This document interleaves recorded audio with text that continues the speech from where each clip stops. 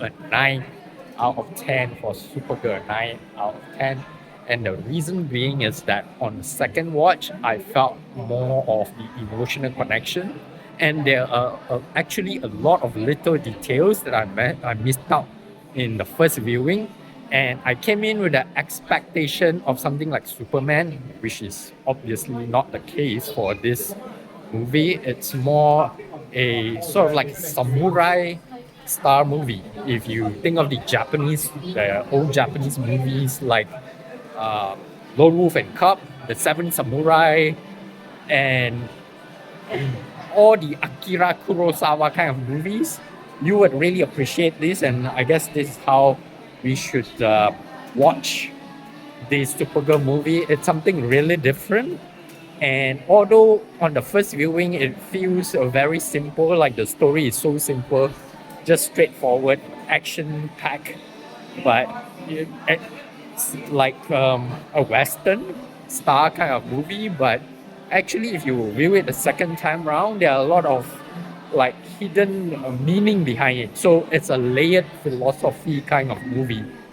So what I mean by layered kind of philosophy is that if you watch my previous video, like I said, link down below, you will notice that I talk about innocence in the face of trauma, right? And we talk about PTSD because Supergirl lost her planet, and of course Ruthie lost her parents. Ruthie is the little girl that Supergirl is protecting, something like Lone Wolf and Cub. And Lone Wolf and Cub with actually it's like Mandalorian and Grogu, but the difference is that Mandalorian and Grogu is a bit funny. This one's a very, very serious movie. Supergirl here actually goes through a very traumatic process of losing everyone around her because of the loss of her planet, but she manages to keep that anger within, right? And that's not a good thing. But having been paired up with Ruthie as a sidekick, she learns that to be good, it doesn't mean you have to be nice.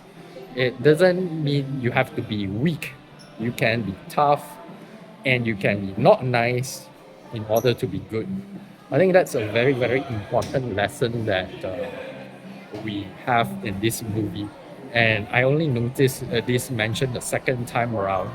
I think that's a very important aspect of this story that is being told. I like how the screenwriter tells it in a very subtle way.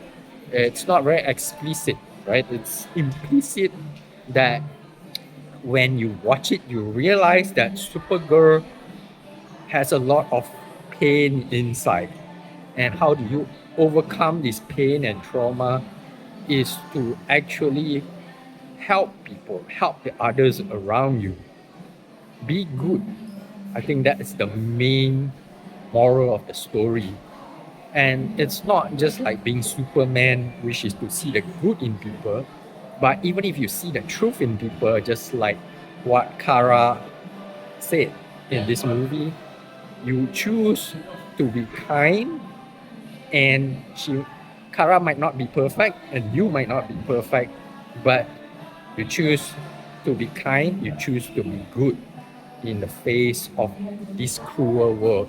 I think that is a very important lesson that we learn here in Supergirl, and it's to me, I think it's a very, very important lesson in today's world as well, because of all the cruelty in today's world. And I realized that this lesson is taught very, very well in Supergirl.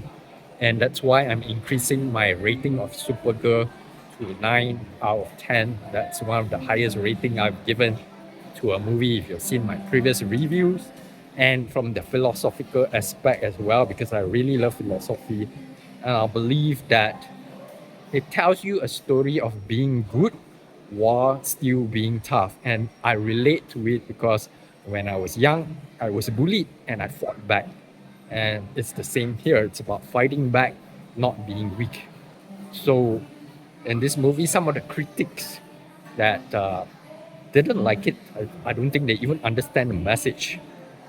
And I think one of the complaints they have is why put Ruthie in and that sword when she hardly even used the sword. But don't forget, that sword is actually really strong, and against someone like Krem, who some people say, Krem, they think that he's just a normal villain, but he's super strong. Have you realized the part where the tank dropped on him and he was able to hold up the tank? So he's at least as strong as Supergirl. So that sword is able to kill Krem. So that means that sword has some sort of ability to it or superpowers to it as well. So that's why you see like Supergirl, maybe you think that she has her powers not very balanced throughout the movie, but I think they are because obviously the brigands, which are the bad guys, and Krem, which is the leader of the brigands, they all have some sort of superpower. So with Kara fighting them, I think it shows that, you know, there are other aliens in this world or this universe where she's fighting that are quite strong. But what makes Kara strong is not just her strength or her outer, outer physical abilities, but how strong she is inside in the face of trauma. And I think that's a good lesson for all of us when we face a lot of our own internal conflict. How do we deal with that conflict from within rather than from the external world? How do we deal with the cruel world outside with the internal strength that we have? I think that's a very important philosophical lesson that we learn from Supergirl, and that's why I'm increasing my rating to 9 out of 10.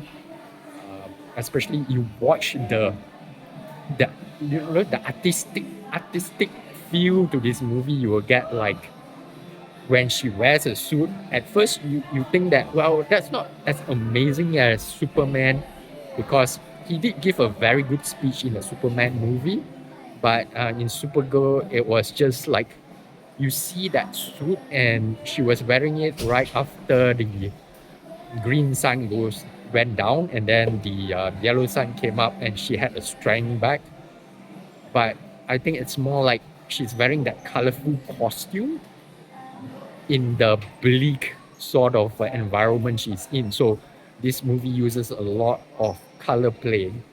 You will see that colorful costume, and also during that time she has that flashback of where Superman tells her that costume is how other people identify them as good, and then they show that colorful costume against the bleak kind of environment she's in.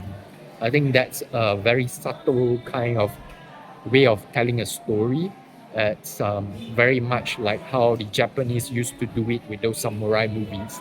So to me, it's like the way of the warrior, Bushido, which is not some physical philosophy, but an internal philosophy to be strong and to be good from within.